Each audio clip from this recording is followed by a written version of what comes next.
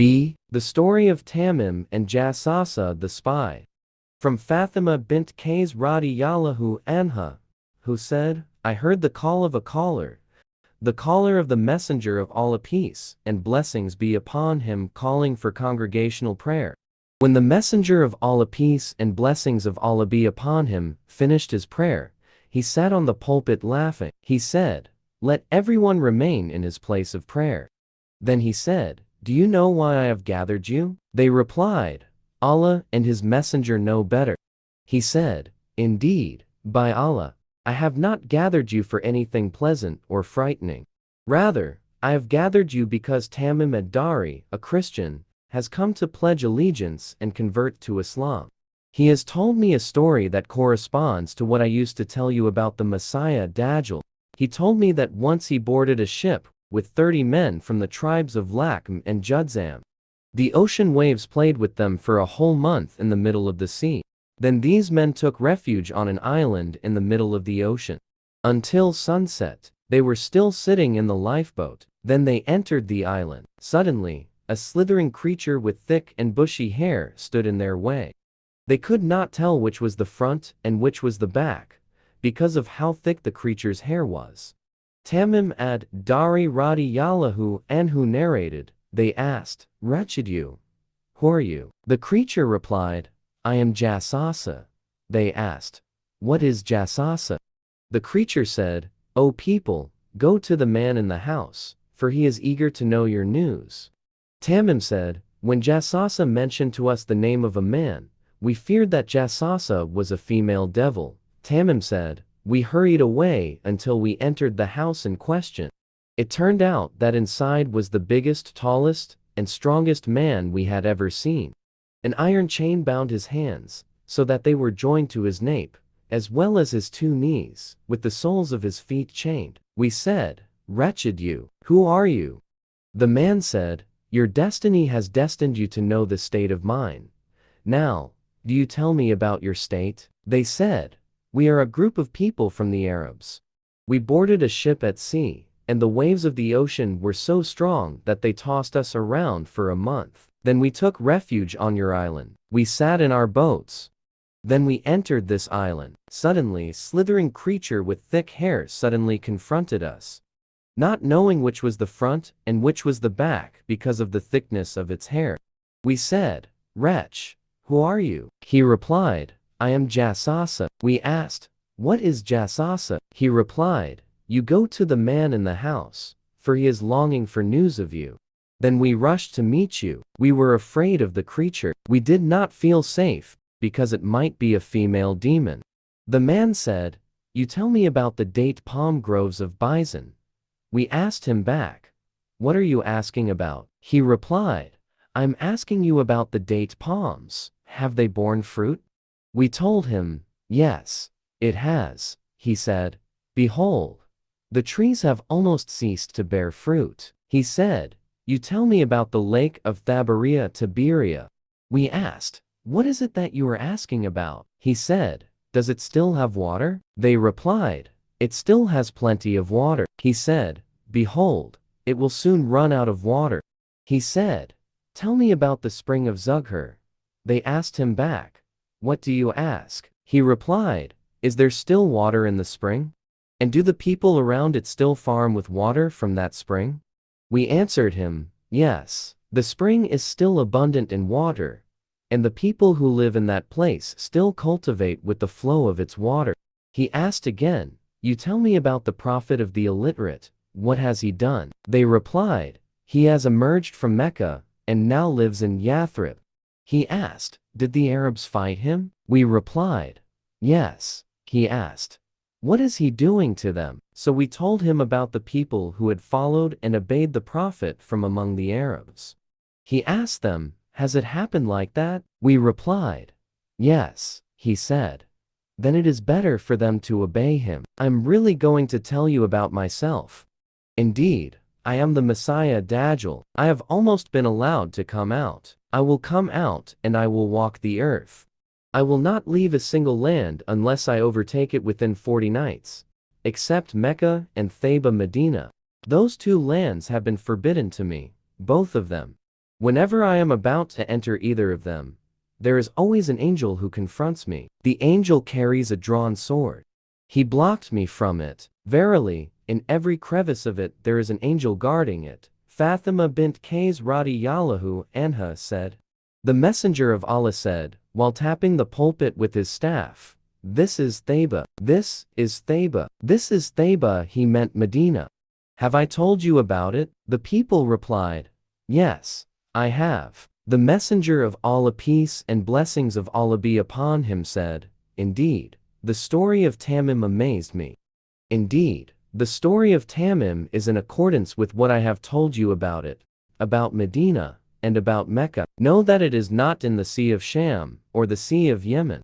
No, rather he comes from the east. It is he, from the east. It is he, from the east. It is he." He gestured with his hand towards the east. Our Muslim at length, in his Sahih, Book of Al-Fitan, Hadith No. 2942, I have summarized it by omitting things that are not specifically related to the discussion of Qidal. Ash-Shafibi reported that Fatima bint Qais radiyallahu anha said, Tamim ad-Dari came to see the Messenger of Allah, peace and blessings of Allah be upon him. And he told him that he was sailing the sea and his ship went astray, and he was stranded on an island. He got out of his ship and walked along the island in search of water. He met a figure who had his hair flowing, and Tamim told him his story. Tamim said in his story, then he Dajjal said, "Behold, indeed, if I had been allowed to go out, I would have trodden colonized all the lands except Thayba." So the Messenger of Allah, peace and blessings of Allah be upon him, told Tamim to go out to the people and tell them his story. He said, "This is Thayba, and this is the dagger." At length in the book at Fitan, narrated by At-Tirmidhi from Fatima bint Qais radiyallahu anha, that the Prophet, peace and blessings of Allah be upon him, ascended the pulpit and laughed, saying, "Tamim ad-Dari told me a story that made me happy, and I want to tell it to you." He said, Tamim told me that a group of people from Palestine boarded a ship at sea. Then the ship sailed with them until a large wave threw them onto an island among the islands in the vast sea. Suddenly, they met a slithering creature, wearing several layers of clothing and with its hair loose. Tamim further narrates, they asked, "What is this creature?" He replied, "I am Jassasa." They said, "Tell us about yourself." He said, "I will not inform you, nor will I ask for news from you. But come to the remotest part of the island, for there is one who will inform you, and who will ask you for news." We went to the place, and there was an old man tied up in chains. The man said, "Tell me about the spring of Zughur." We replied, "It is full to overflowing." He said, "Tell me about the lake." We replied, "It is full to overflowing." He said, "Tell me about the date palm groves of Bison that lie between Jordan and Palestine. Do they still bear fruit?" We answered, "Yes." He asked again, "Tell me about the Prophet. Has he been sent?" We answered, "Yes." He asked, "Tell me about the attitude of the people towards him." We answered, "Hurry and hurry." Tamim said, "The man jumped with one leap, so that he almost escaped from his shackles." We asked, "Who are you?" He replied, "I am Dajjal." The Messenger of Allah, peace and blessings of Allah be upon him, said, "The Dajjal will enter all the countries except Thayba." Thayba is Medina. In the narration of Abu Dawud, the Messenger of Allah, peace and blessings be upon him, said, "Verily, I was restrained from speaking about this matter until a story was told by Tamim ad-Dari about a man who was on one of the islands of the sea." Tamim said, "Suddenly I met a woman who had her hair spread out. Tamim said, 'What are you?' She said, 'I am Jassasa. You go to the prison.' I went there. It turned out that there was a man with his hair loose. Until we entered one room, it turned out that there was the largest man I had ever seen, shackled with the strongest bonds, his hands tied to his neck." Abu Dawud, Al-Fitan, Hadith No. 4304. This hadith has been authenticated by Al-Albani. A word summary of the narrations of the story of Tamim and Jassasa.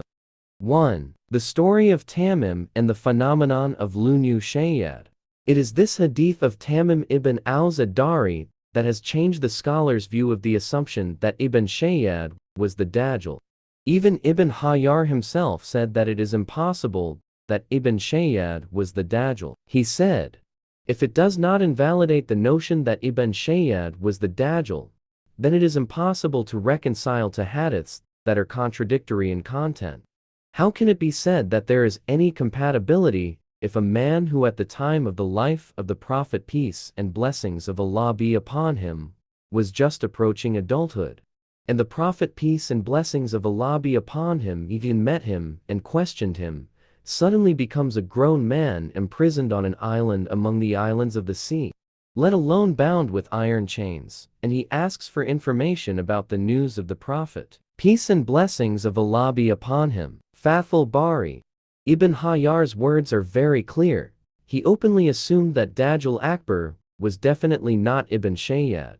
However, after mentioning a report from a scholar that he had seen Ibn Shayyad in Ashbahan, Ibn Hajar said, what is most likely to be reconciled between the content of Tamim's hadith and the assumption that Ibn Shayyad was the Dajjal is, the man whom Tamim witnessed in a visible state was the real Dajjal. As for Luny Shayyad, he is Satan who was appearing in the form of Dajjal at that time, until he was seen in Ashbahan. Then he hid with his supporters until the time appointed by Allah Ta'ala for the appearance of the real Dajjal. Because of the many ambiguities in this matter, al-Bukhari took the path of Tarjih, choosing the stronger one. Thus, al-Bukhari contented himself with the hadith of Jabir from Omar about Luny Shayyad, and he did not issue the hadith of Fatima bint Qais about the story of Tamim. Fathul Bari. These words of Ibn Hajar bring us closer to understanding the phenomenon of Dajjal and its relation to Ibn Shayyad. These two figures are mysterious phenomena that most scholars have experienced confusion in understanding. Even a man of al-Bukhari's caliber could not find a way out of this obscurity except by means of Tarjih determining which narration is stronger. But in my estimation, the main reason for the lack of clarity in understanding this matter for the majority of scholars is simply in putting these two matters in proportion. That is, the correctness of their perspective. These scholars deal with the phenomenon of the Dajjal as they deal with the purely human phenomenon, whereas the evidence contained in various hadiths indicates otherwise. Obviously, this perspective will cause problems when combining the hadiths. Had they looked at the hadiths about the Dajjal phenomenon from a specific perspective, namely that it is a special phenomenon that resembles satanic phenomena, and that it is completely different from human customs and conventions, then there would have been no ambiguity, and it would have been easy to reconcile the hadiths. This is the meaning of what I will say in the second part of this explanation. We can observe from the wording of the Tamim hadith and other hadiths that we are dealing with a phenomenon that is more satanic than human. This is clear from the redaction. Dajjal here is an adult man who is bound on an island, and he will come out at the end of time in the form of a young man with curly hair. His birthplace is unknown, his age is unknown, he has special abilities that exceed those of ordinary humans. His questions are magical, and his servant, Jassasa, is even more magical. All these signs indicate that we are not dealing with the human phenomenon. We are actually dealing with jinn and demonic phenomena. Nuwaym bin Hamad quoted Jubayr bin Nufair, Shurayh bin Yazid, Mikdam bin Maidakarib, Amr bin Aswad, and Katsir bin Murrah as saying, Dajjal is not a human being. He is just a demon on one of the many islands of Yemen. He is bound with 70 chains. It is not known who bound him. Nuwaym ibn Hamad, Al-Fitan, 371. Ibn Hajar commented after he mentioned the Atsar narrated by Nuwaym, perhaps these people, despite their status as trustworthy scholars, still gathered information about this issue from a number of books from among the people of the book, Jews and Christians. These words, which have been quoted from 5 trustworthy scholars, corroborate the view that we are facing a very strange phenomenon. There has never been anything like it that resembles satanic phenomena in some respects. Other hadiths also corroborate this. It has also been narrated that some of the followers of the Dajjal are demons. That is, they whisper to the Dajjal, indicating that the Dajjal has the ability to speak to these demons directly. It is possible that Dajjal has the ability to incarnate or change form, like Iblis, who came to the Quraysh in the form of an old man from Najd.